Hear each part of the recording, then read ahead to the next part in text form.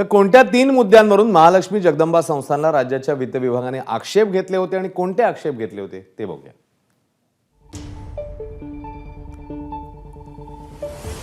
सेवानंद शाळा नामांकित शैक्षणिक संस्था नाही.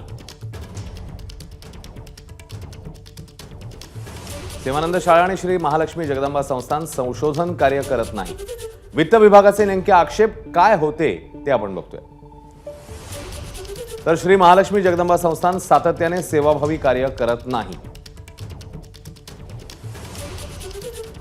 हे वित्त विभागाने घेतलेले आक्षेप समोर येतात.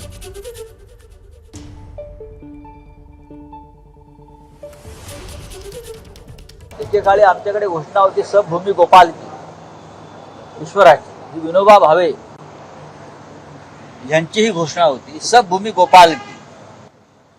पण भाजपच्या राज्यामध्ये सबभूमी देवा भाऊ की, आणि देवा भाऊ को जैसा लगता है ये भूमि बांट देंगे अपने अपने लोगों को. बावनकुळे नावाच्या कोणा नावाला, सुधीर मुनगंटीवार नावाच्या कोणा नावाला तो भूखंड दिला जात नाही. ते देवस्थान हे त्या नेत्याशी जोडलं जातं म्हणून तुम्ही म्हणा की बावनकुळेंना दिला. एबीपी माझा, उघडा डोळे बघा नीट.